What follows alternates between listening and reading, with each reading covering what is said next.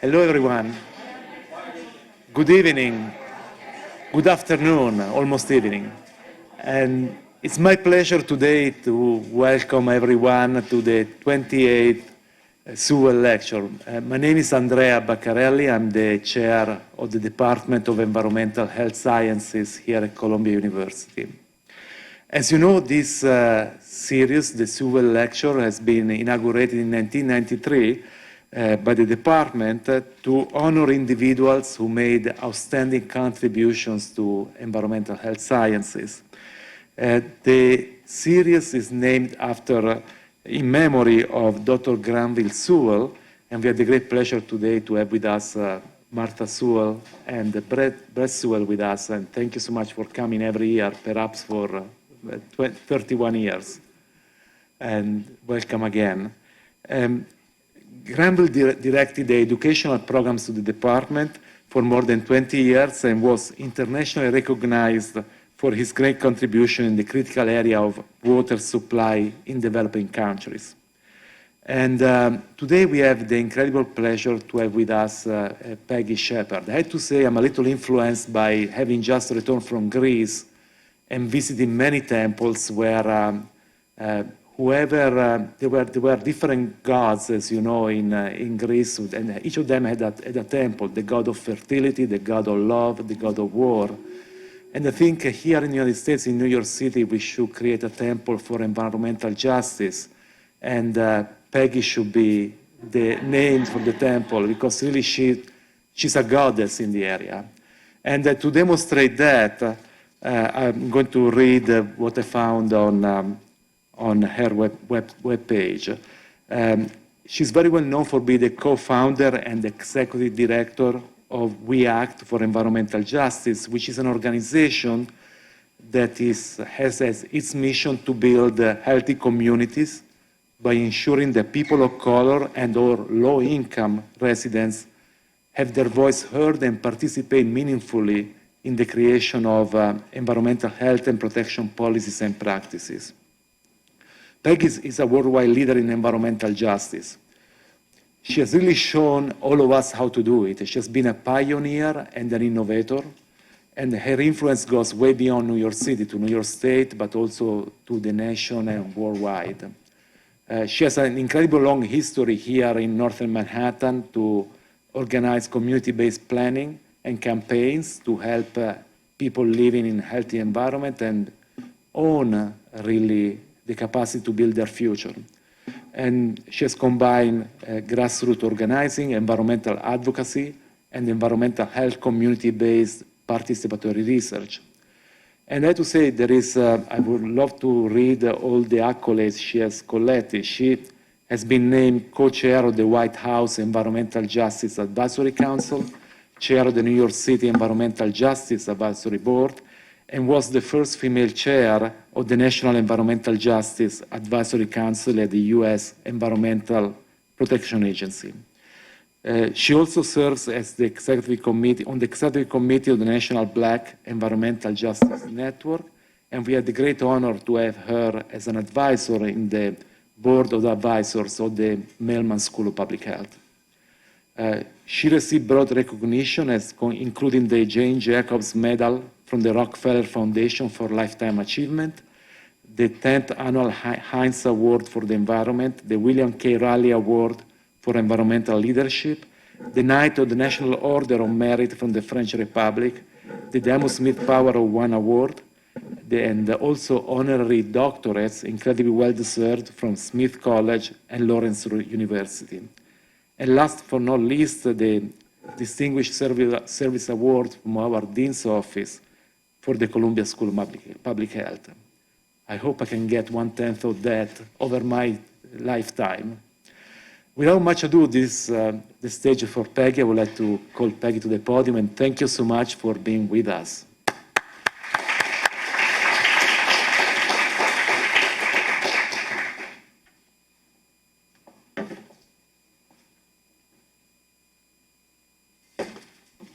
So good afternoon to all of you, and especially to the family of the late Professor Dr. Granville Sewell as we celebrate his legacy today.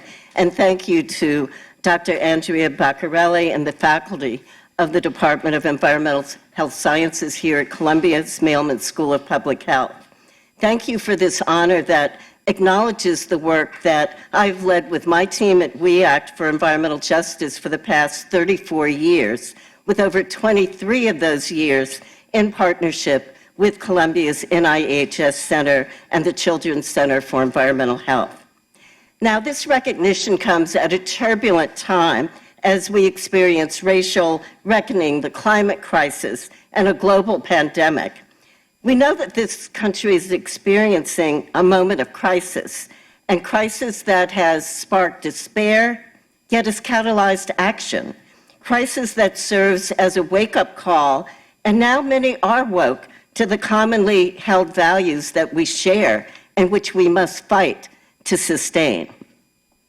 This is an inflection point for the national environmental justice movement as government and the public realize the most important factors shaping health and disparities are social, racial, economic, and environmental exposures, and increasingly climate change.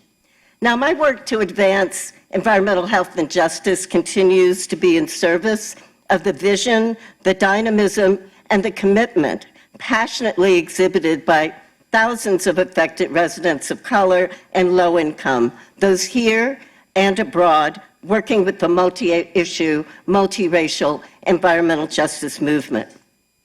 Now, this environmental movement, economic and social justice uprising, is a really dynamic one that has redefined environment to all the places and habitats where we live, work, play, and go to school. And the environmental justice vision is to expand democratic space to ensure that all our voices and perspectives can be heard and incorporated into solutions that work. Now, the challenge that I have embraced is that all residents should have access to clean water and clean air, equal environmental enforcement and protection, and equitable land use and zoning. Many are sick and dying from disproportionate environmental exposure to pollution, toxins, and policies that have scarred the health and quality of life of residents in communities of color and low income, especially children, indigenous peoples, and the elderly. If you want to learn about the health of a population, look at the air they breathe, the water they drink, and the places where they live. That observation was made by Hippocrates, the father of medicine, in the 5th century BC. That commentary is unfortunately still true today, despite the advances that public health and environmental communities have made in cleaning the air in our waters, developing sanitation systems, removing lead from paint and gasoline. But these are the dynamics that have galvanized my attention, energized me, and challenged We Act over the last 34 years to create the power shift that amplifies the voice of affected residents, to mold and infuse public policy with their expertise, their passion, their sorrow, and their hope. And my vision and agenda for the coming decades places communities at the center of dialogue, planning, action, and change. And to understand these dynamics, I will give you my experience of environmental justice, the importance of community academic partnerships, and the significance of vision and action. Now, the vision is that every community has a right to a clean environment. The reality is that some are sacrifice zones, communities of Black and brown people living on the front lines of pollution and environmental degradation. Now, these are environmental justice communities where people like me live, work, play, go to school, and a simple Google search will reveal studies that show that toxic waste sites are located primarily in communities of color, and that an average middle-income Black family with a $60,000 income is likely to live with more pollution than a white family making $10,000 per year. So this is a story about communities in crisis.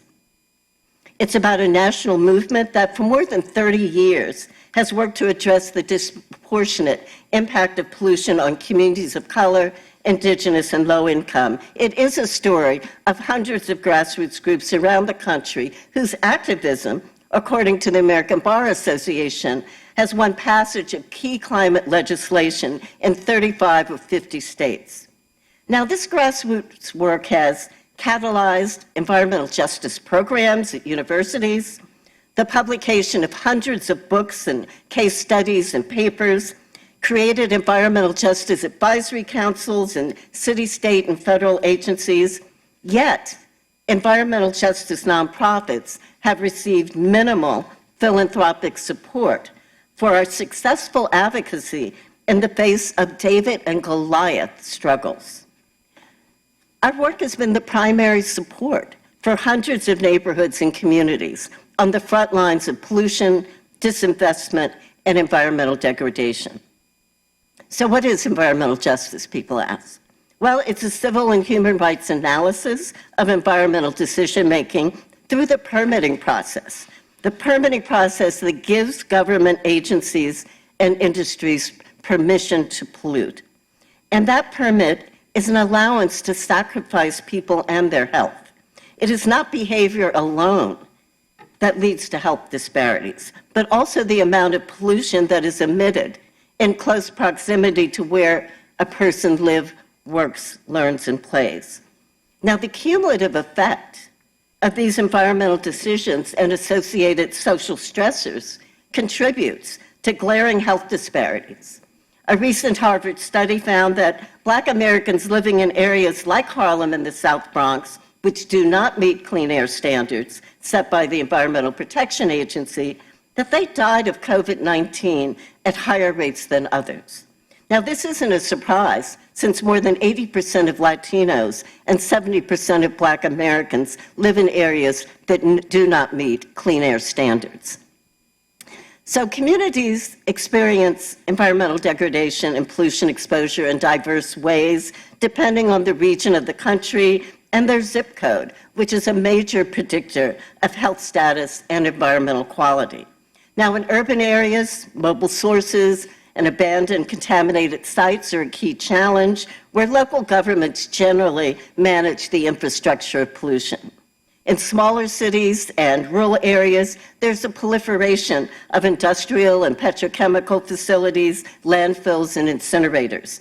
And in places like Texas and California, there are few to no zoning laws that separate industrial facilities from residential neighborhoods or from fence line to people's backyards. So I learned that from visiting colleagues in Houston, where I saw the Latino community living fence line to diesel-emitting ships and trucks that moved to and from the ship channel there. And these families experience pollution burden from toxic air particles that is 50 to 60 times that of the broader region. You know, there's a song popularized by Nat King Cole called Unforgettable. And that's what Cancer Alley is, unforgettable in the worst possible way. That's a 75-mile corridor between New Orleans and Baton Rouge. It's a continuum of petrochemical and plastics manufacturing facilities on acres of former plantations.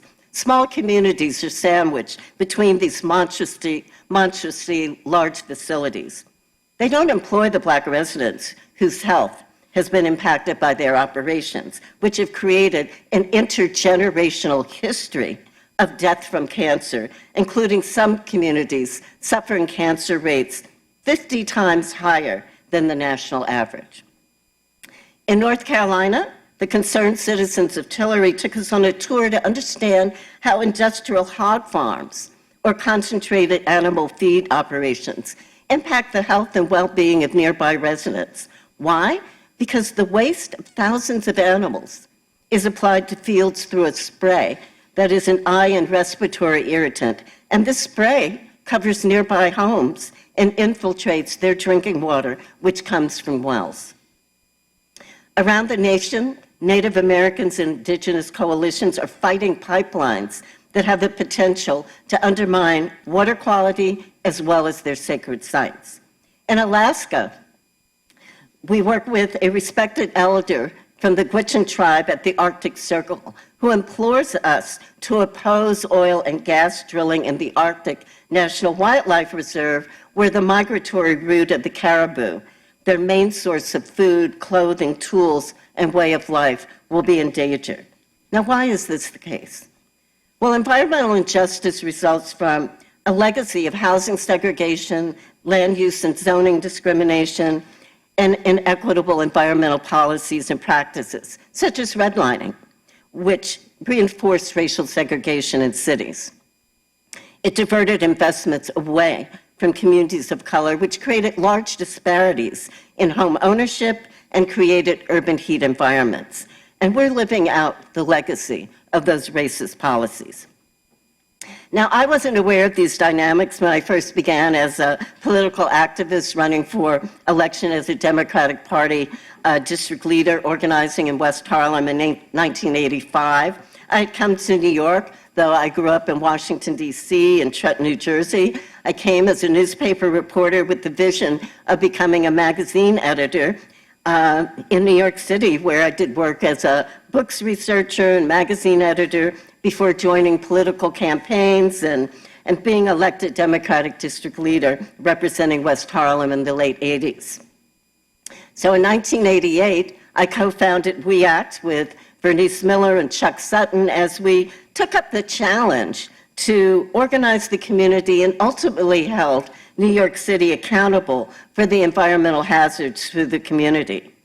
3 years later, I became a delegate to the first People of Color Environmental Justice Summit in 1991, where the 300 delegates there developed the 17 principles of environmental justice. And the national environmental justice movement was often running with the mandate to go home and organize a grassroots base of affected residents.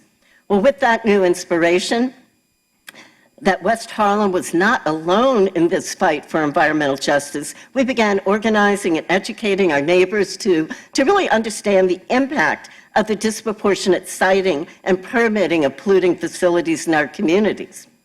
We started by pressing New York City to fix the North River sewage treatment plant that was ruining our quality of life by emitting toxic fumes. And I understand that Mr. Sewell here was a part of that work at NRDC, which was so important to our future and the future of West Harlem. So I thank you for that work again. We wanted to not only press the New York City to fix the North River plant, but we wanted to transform the New York City diesel bus fleet to clean fuel buses, since we housed over 1/3 of the New York City diesel fleet in uptown neighborhoods. How could we have a waterfront park along the Hudson River like the rest of Manhattan instead of a parking lot? How could we get environmental justice on the agenda of New York City, New York State, and the federal government to support sustainability in our communities? That was the agenda, and we have prevailed on much of that. So it is our challenge to create the change we need by incorporating equity into all public and government policies. And my experience tells me that we have a unique opportunity to address legacy pollution through federal government initiatives, but also to take a step backward as we transform the economy to clean energy while the federal government continues to invest billions in fossil fuel companies to undertake failed solutions like carbon capture and sequestration. So my vision is to redress the legacy of pollution by targeting frontline communities to become green zones, where we can incentivize community-shared solar, electrification, green businesses, good jobs, and worker cooperatives. But today we are at an inflection point with an opportunity, a real opportunity to achieve that vision. We know that the Biden administration and congressional leaders have recognized the imperative and opportunity to rally people of color who poll highest for support of climate change policies, but contribute the least to the crisis in terms of the emissions that fuel climate change. We know that the administration is committed to centering environmental justice in all government policies through something called Justice 40. and also through an executive order that directs at least 40% of the overall benefits from federal investments in clean energy to disadvantaged communities. That could be transformative if done accountably. So what is our opportunity? To really implement a transformative and accountable process for the fair and just distribution of benefits of Justice 40 to frontline communities. How do we make certain that investments and benefits reach the frontline communities that are intended, given the bias and ambivalence of many state and local governments? That is my mandate as co-chair of the White House Environmental Justice Advisory Council, which we call the WEJAC. And you know, there are 25 members, all diverse, representing all regions of the country on the WEJAC, and we understand that we must never underestimate the structural racism, inertia, and resistance to change that has created sacrifice zones in which many of us live. There's a lot riding on this Justice 40 benefit for frontline communities, and if done effectively, this could be transformative and stop that cycle of exploitation and extraction. Because we know that every community has the right to a clean environment, and together we can center the voices and perspectives in all policies of those most affected by environmental hazards and by our disinvestment. So many lives depend on our collective action. So WEJAC's strategy, our theory of change, is that we can build healthy communities by organizing and engaging the most affected community residents in environmental decision-making through organizing, membership development, leadership training, community-based research, advocacy, policy development, and movement building. And to help build movement capacity, WEJAC has opened a federal policy office in Washington, D.C. 12 years ago to really elevate the voices and perspectives of frontline communities of color to Congress and to federal agencies. And our D.C. office also coordinates a national network of 55 environmental justice groups across 28 states called the EJ Leadership Forum. And it was our leadership that helped stop the permitting bill that was supposed to have been voted on last week, and Manchin pulled the bill because we have been able in the environmental justice community to peel off enough votes so that he would not bring that to a vote. But of course, we've got the opportunity where he's going to attach that bad permitting bill to other legislation like the National Department of Defense, appropriation. So, something that people will have to vote for. So we're still there in that fight. So we're doing that work in Washington, but here in New York, we focused on community-based research on air quality and toxics with our partners here at the Columbia School, where we're contracted to really translate the environmental health research findings to community education and policy change. And that partnership has been effective and has had significant impact on the passage of legislation and new policies. Data is so important to community organizations that don't have that staff expertise. And so data from the partnership has really contributed to legislation on pesticide notification, a ban on BPA and toxins in children's products at the state legislature. Today, we're working to implement the Climate and Community Protection Act, another bold climate action policy that requires a 50% reduction in greenhouse emissions by 2030 and sets timelines for achieving 100% renewable energy economy-wide by 2050, and it will distribute 40% of energy benefits to frontline communities. In fact, my organization would not be as strong on environmental health if it had not been for a number of innovations. There was the innovation of Clarice Taylor at the EPA in the late 90s, developing the Community University Partnership Grant Program. And that so-called CUP grant allowed WEJAC to develop a strong relationship with the Columbia Mailman School of Public Health at the P30 Center, where we were working with researchers on air quality concerns impacting the Harlem community. And in fact, it was some work with Pat Kinney, who used to be here, doing air monitoring at key intersections here in Harlem. And that data was used to promulgate the fine particulate standard that was upheld after the Clinton administration by the Supreme Court. So again, small community work can be transformative for the whole city and the whole state. So that EPA initiative really began to transform the way WEAC began to work in the early years of the organization. And then we had the good fortune to meet another innovator, Dr. Kenneth Olden, who was the longest tenured director of the NIHS. And Dr. Olden was a scientist and African American who mandated community academic partnerships at many of the Research Institute centers. He added community outreach and engagement cores to the centers, which really encouraged partnerships with community groups and stakeholders to help translate that research into education and policy. And it's obvious if we look around that Columbia and its campuses are located in environmental justice neighborhoods, where community-wide environmental conditions influence health directly through toxins in air, water, soil, and building materials.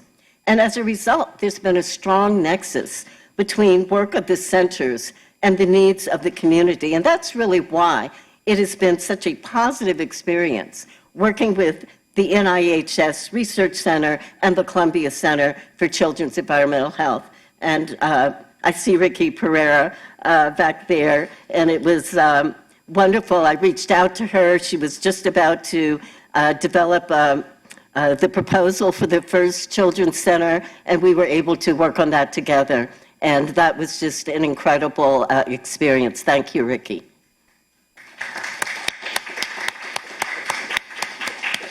And thank you, Regina. Regina, when I first began working with the P30 Center, Joe Graziano was there, and then Regina took over.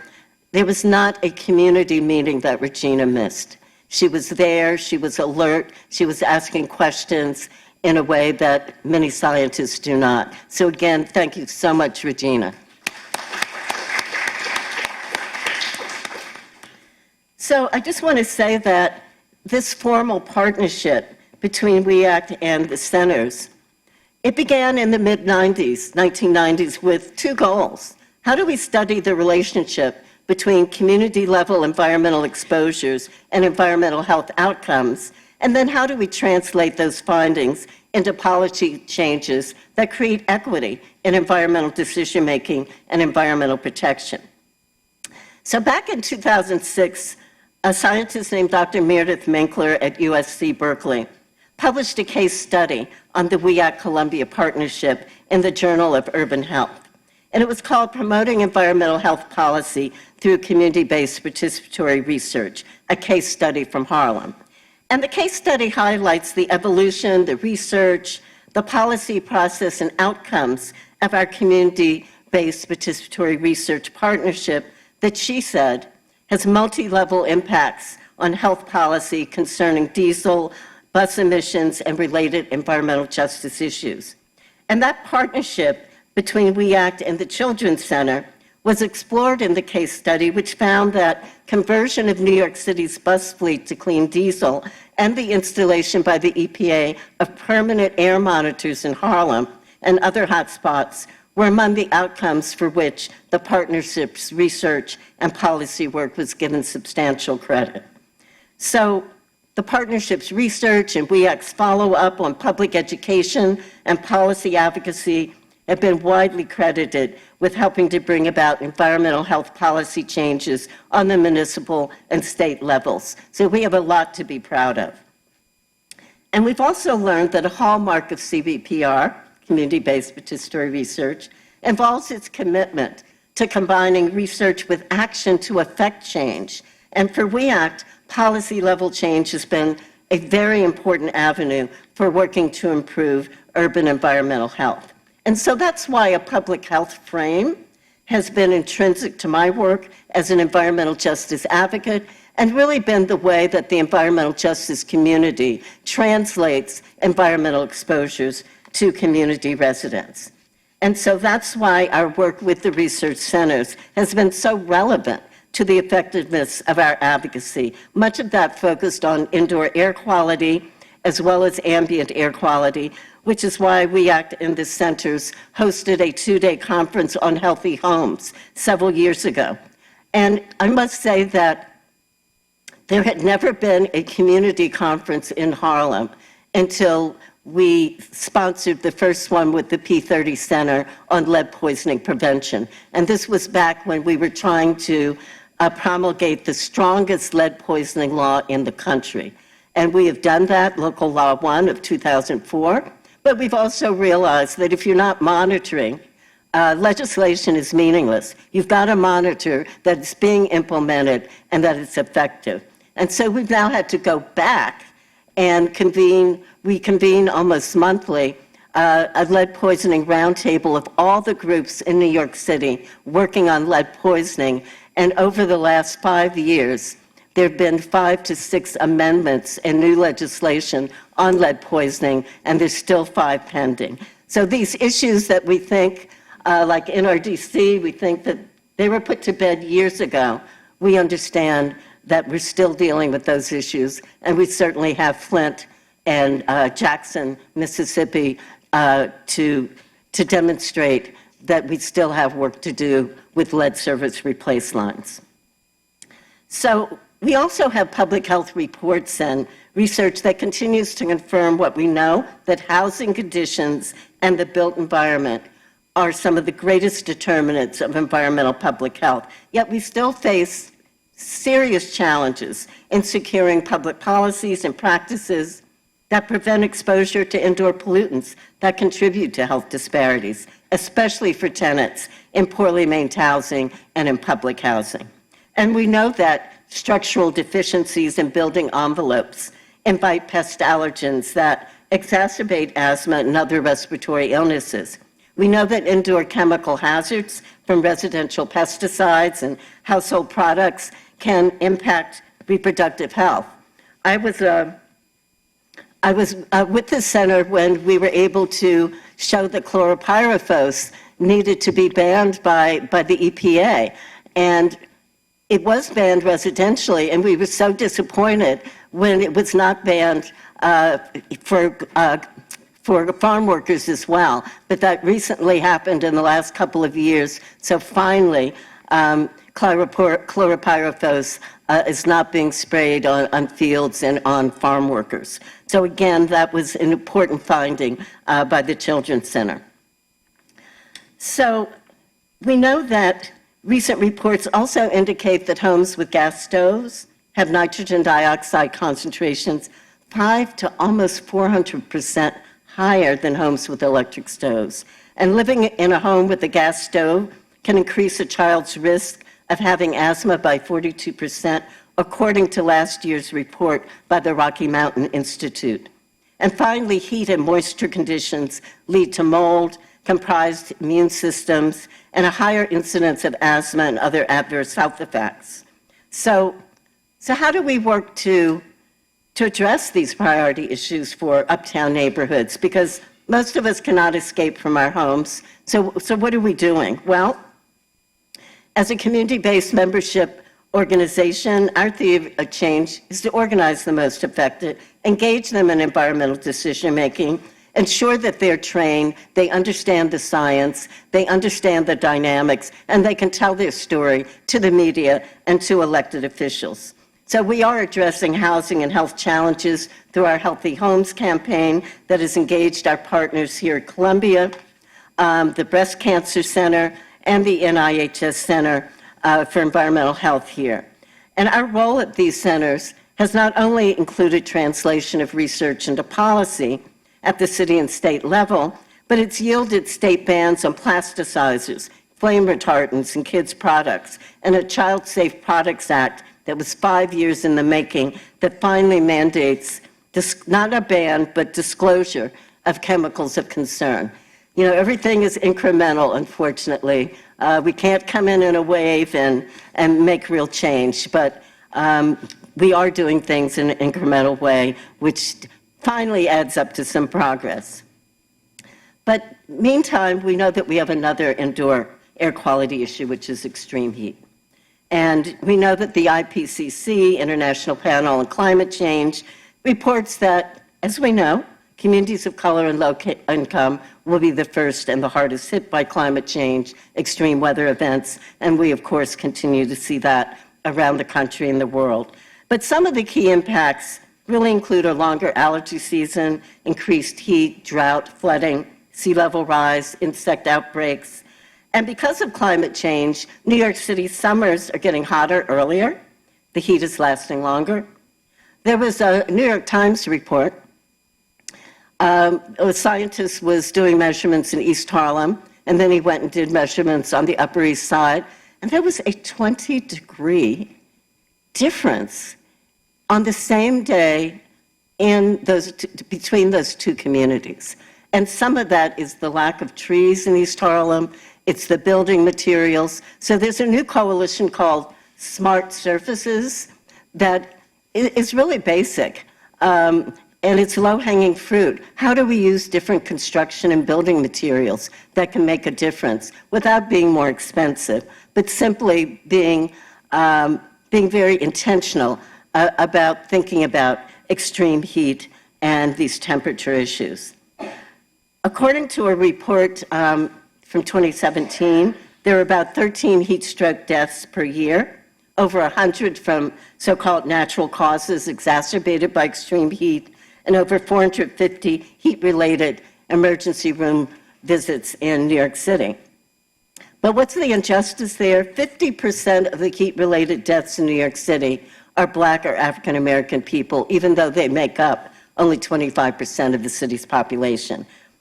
We know that New York City may see an increase, an average temperature increase of 5.7 degrees Fahrenheit, including a doubling of days above 90 degrees by the 2050s, according to the New York City Panel on Climate Change.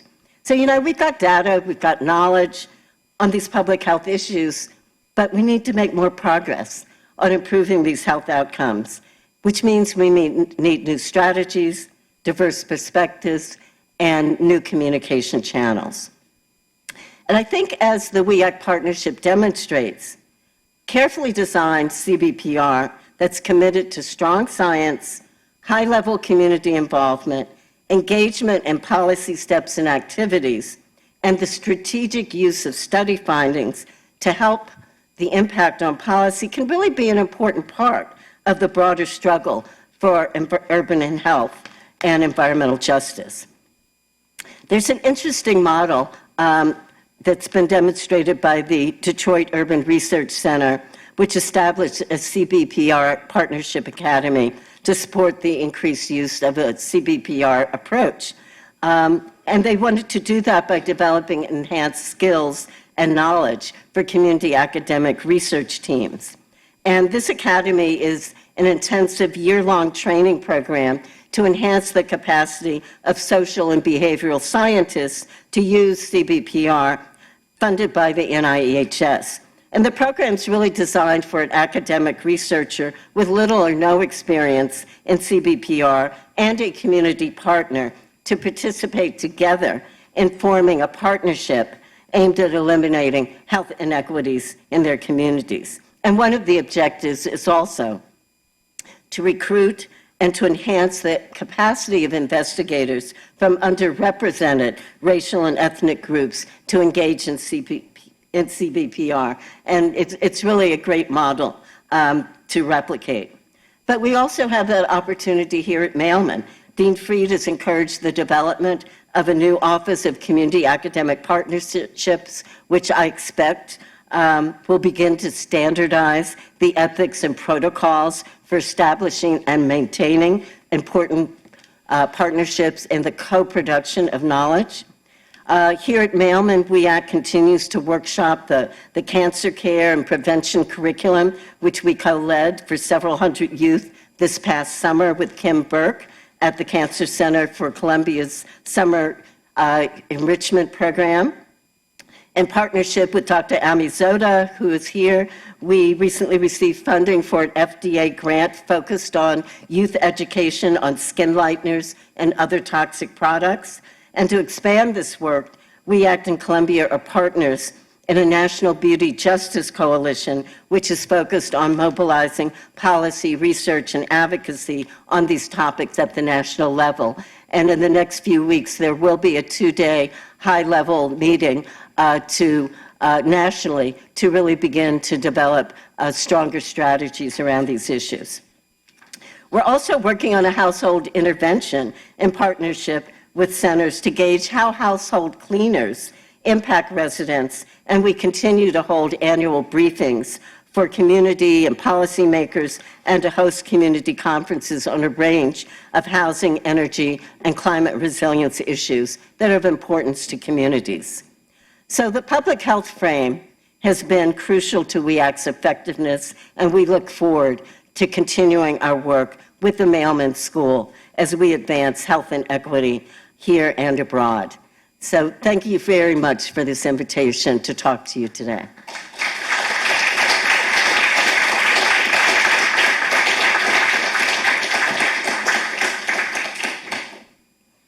Thank you so much. And we have an opportunity for a question and answer session, and we have Nina and Brandon inside with hand mic. So please raise your hand if you want to ask any question.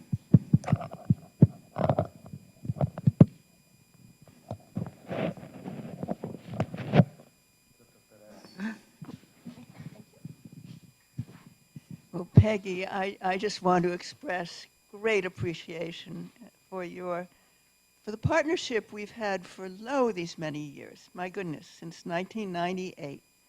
And the Columbia Center for Children's Environmental Health would never have been the same without that partnership. And we owe you so much. And it has been fun working with you as well, and insightful, so thank you. Thank you, Ricky.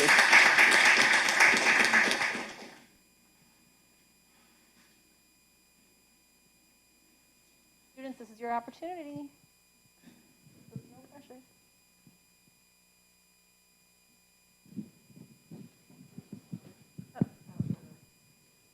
Hi.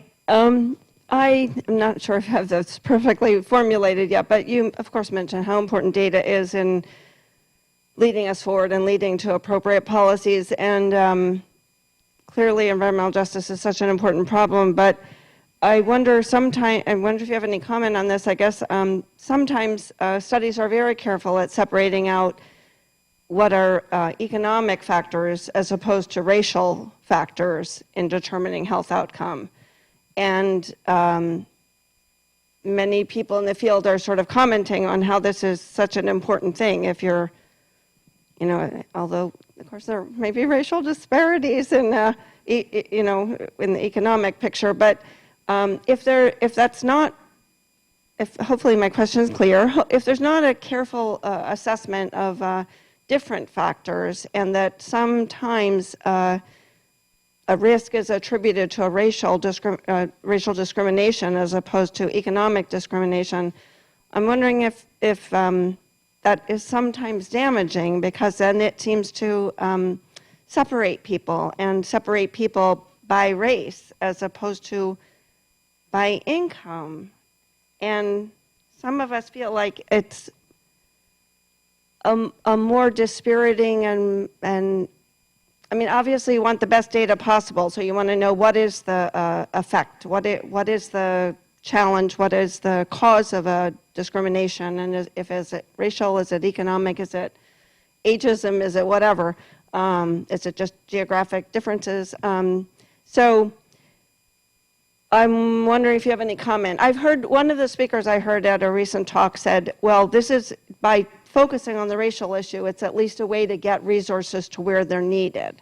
And I can appreciate that, but there's so much disharmony right now. Sometimes there's a question of, is there some danger in focusing on racial discrimination if in some cases where it's not the case? Hopefully that's clear.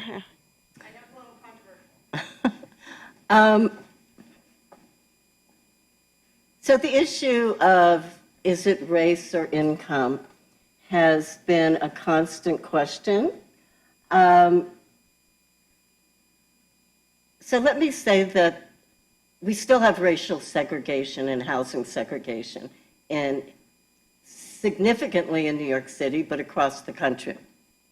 So that you have middle class and actually affluent people living in the same communities with very low income people. So if we look at where toxic waste sites, all studies seem to show this, the primary predictor of a toxic waste site is a community of color, and secondarily, low income. So I can take you to places in the South, middle income, lovely houses sitting on top of a brownfield where people cannot sell the houses, they cannot move because they still have a mortgage, and these are middle income people. We can look at a city like Flint or Jackson, Mississippi, that are both all black, and believe me, there are affluent people living in those cities who are black as well. So why were they disinvested from?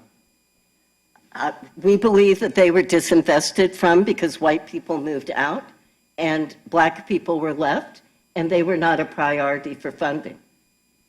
Recently, we saw HUD give a climate resilience money to Texas. We all know the problems Texas had in the last year with their blackouts and their electric grid. So instead of giving the money from HUD to Houston, which was dramatically impacted, the money was given to suburban areas. So HUD stepped in, and guess what? They actually took the money back.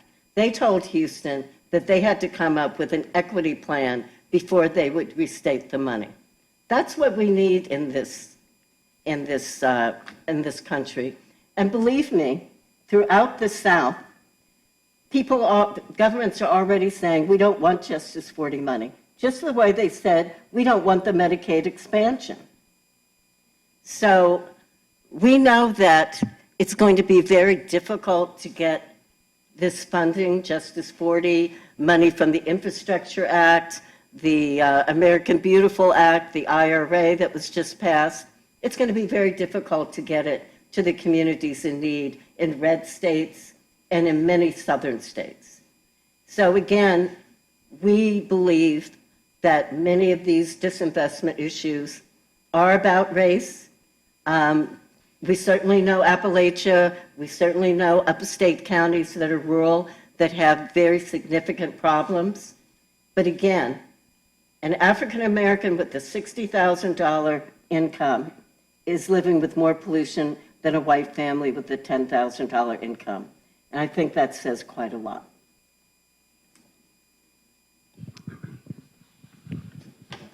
Hi, Peggy. Thank you so much. Jeff Shaman. I wanted to ask you about permitting, which I love the fact that you brought it up because it is such a difficult issue. And I wanted to ask you in the context of climate change. So obviously there's permitting for where you can put toxins and other things. For climate change, we're going to have to rebuild the grid, ostensibly. And the permitting issue for these high voltage lines that are going to need to be put down is a very, very sticky problem that's going to have enormous equity and justice issues associated with it if we're going to do it right. How are you looking forward to helping facilitate that so that this kind of grid can be built going forward? You know, it's looking pretty dismal because the permitting deal that Manchin and Schumer developed, or the IRA deal, included permitting, which means reducing the time, reducing the NEPA standards from 90 days to 60 days, for which a community has an opportunity to respond to an EIS. And I don't know how many of you here has ever seen an EIS. It can be 1,000 pages put together by an engineering company, and suddenly, just think if your class was suddenly given this, could you really respond in an effective way in 60 days? It would probably take you 60 days to find the expertise to help you do that. So right away, you're reducing community involvement and participation.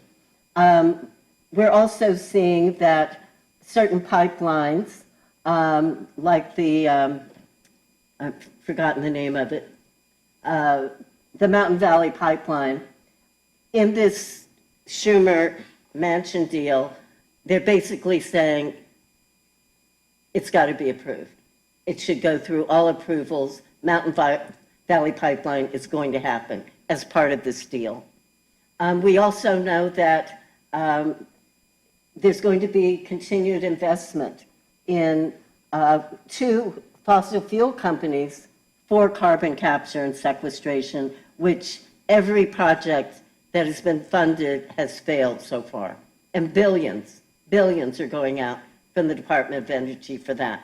So the organizations or the residents throughout the Gulf Coast who thought they might get some relief with this new green transition, those companies are just going to have a new revenue source and still be there operating in their communities. We need a strong permitting discussion. There has never been a strong permitting discussion.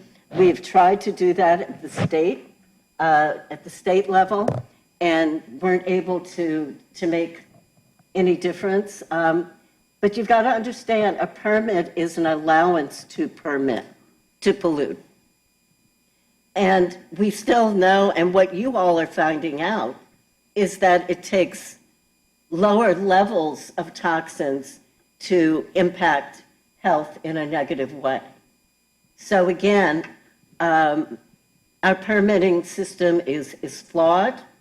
It is not taking health impacts into consideration the way it should, and we really need that conversation, and I just don't know if there's the political will for that to happen.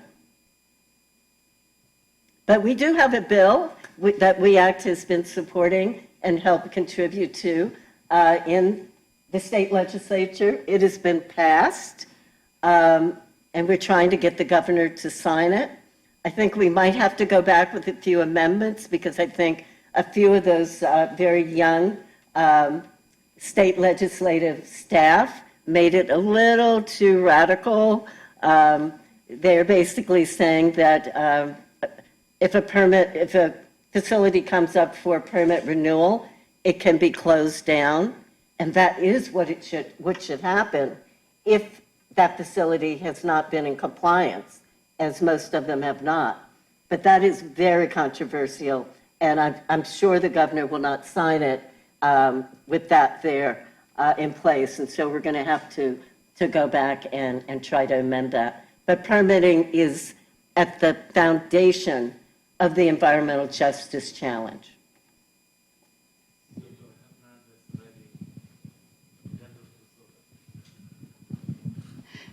Peggy, it's always a pleasure to see you, and I always learn so much from you and am inspired.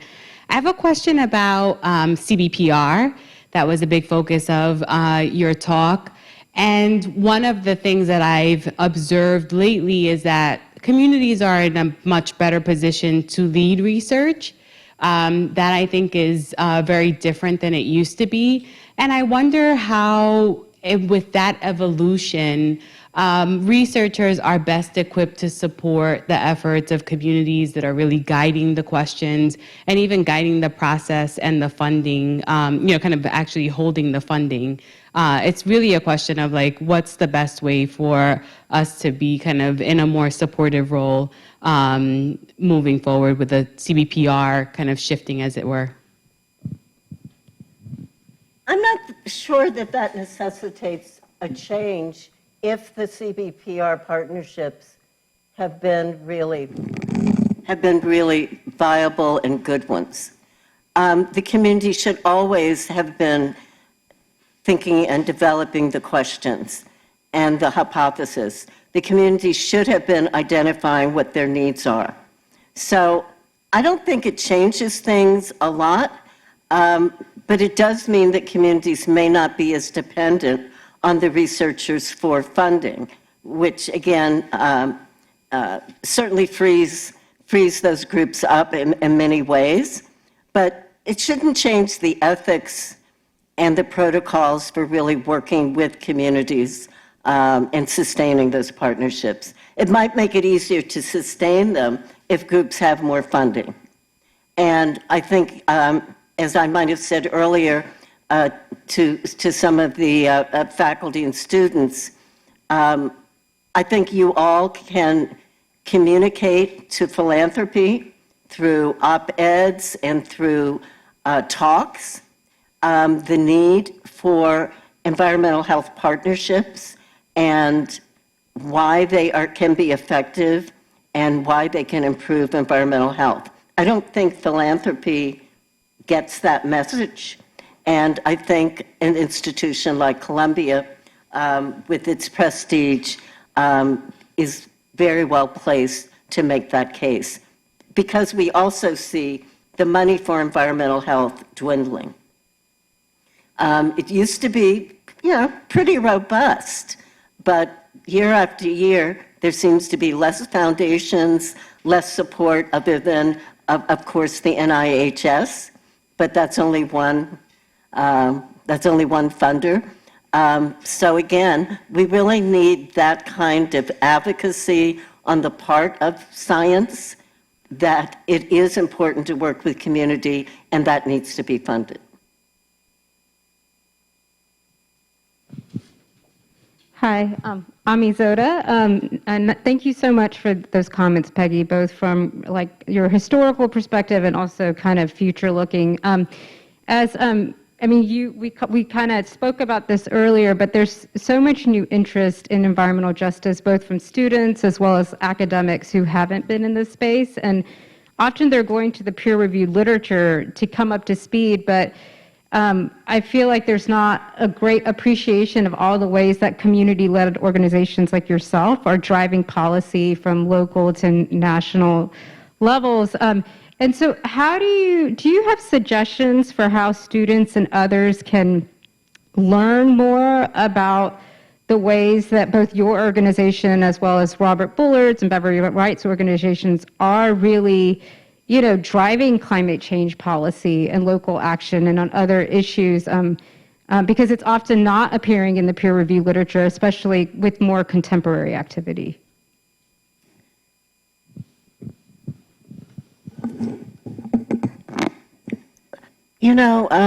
There's so many different perspectives within environmental justice organizations. For instance, you have the California groups that prefer not to work on federal policy and don't do much work outside of California. You have some grassroots groups whose ethics say they don't want to take any money from government. So there are many reasons why a lot of environmental justice organizations are not engaged in policy. And of course, one of the other significant reasons is that it takes staffing with some expertise, and it takes long-term commitment, because we know policy change can take 5 to 18 years. It was 18 years for the MTA to fully transform the fleet. It was 5 years to get a Child Safe Products Act, which is just about disclosure. So you really got to be in this for the long haul, and a lot of groups are not resourced enough to do that. And what we're finding out in terms of Congress, we had a convening in D.C. last week, and we had some staff from Grijalva, who has the Environmental Justice for All Act, and Berkeley's office, basically saying that for the first time, the environmental justice community made a difference in Congress on the permitting bill, that we needed to be there. They needed to see more of us there. But again, just for me to go to Washington, if somebody calls, and they usually call and like want you there in a day or two, for me to go to Washington, you know, it's almost, what, $300, $400 on Amtrak, another $200 to $300 for a hotel room. How many groups can just, off the cuff, take $600 or $700 to go to Washington to give a 5-minute testimony? And, you know, elected officials don't even understand that. So that's why you don't see a lot of us there, you know, giving our perspectives, because we don't have the support to do that. So again, we are at an inflection moment. There is more money and support. There aren't a lot of organizations ready to take that support and run with it because they have so much capacity to develop. But I do believe that there is more support, that we are going to see more groups working and improving policy, and it's really about resources. So I don't know if that answers your question. It does. I guess the question I had was, outside of the peer review literature, how can like students and people new to the environmental justice space learn about all the activity that's happening, you know, more in a real-time way, including like all the ways, for example, that We Act is having an impact on all these levels? We had an NIHS grant with one of our partnership grants, and we published a special issue of a peer-reviewed journal, the Environmental Health Perspectives. I was guest editor of the CBPR issue. And then we also did a lay issue where we invited community groups, took a lot, but we invited community groups to talk about their transformative work in lay terms, and we distributed it to the general public. So I think we need more of that, more ways that we are communicating our research, communicating what we know, but to a general public in plain language. And if we can get groups doing that work to write about that work, that becomes very important.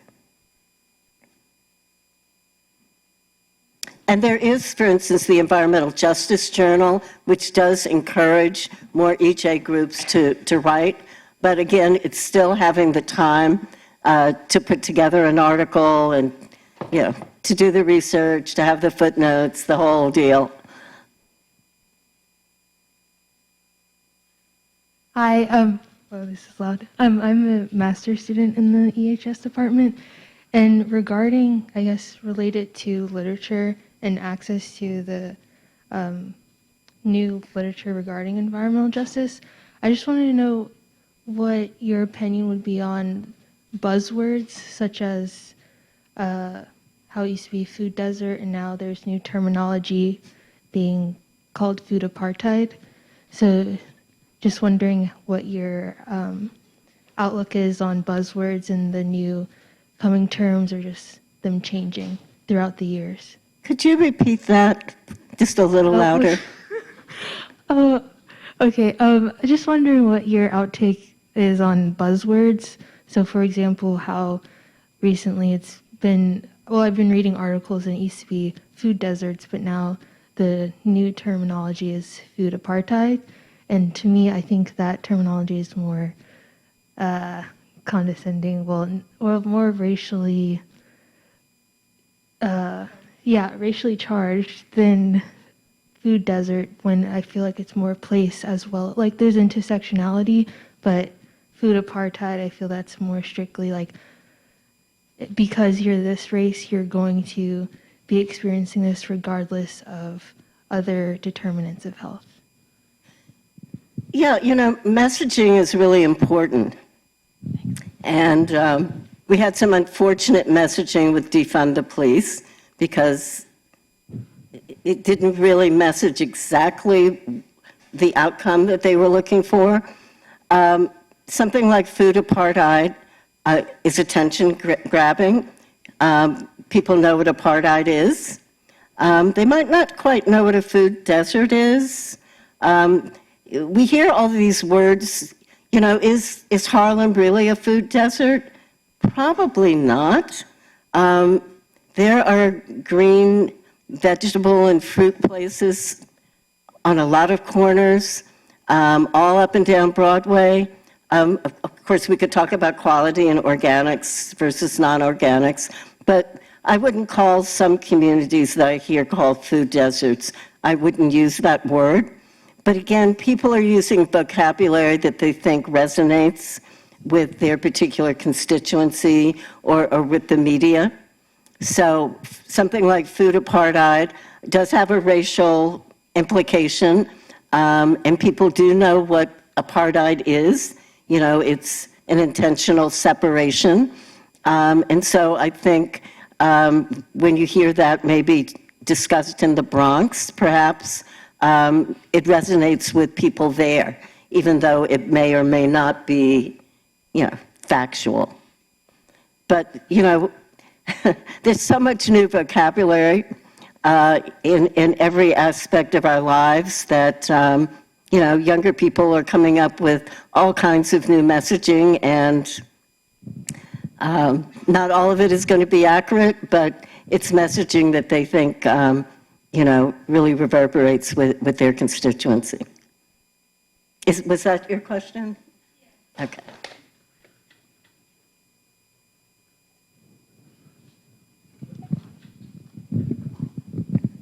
Unless there are burning questions or comments, it seems my duty today to bring our seminar to a close. I would like to thank again Peggy for an amazing, inspiring talk.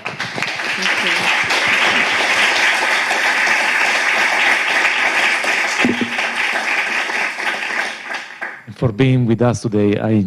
We know how busy you are and that every minute of your day is precious, so spending so much time with us is a great honor. The event doesn't finish here, though. We have some a reception just outside the door. Please join us for a drink and food with us. And thank you for being with us today.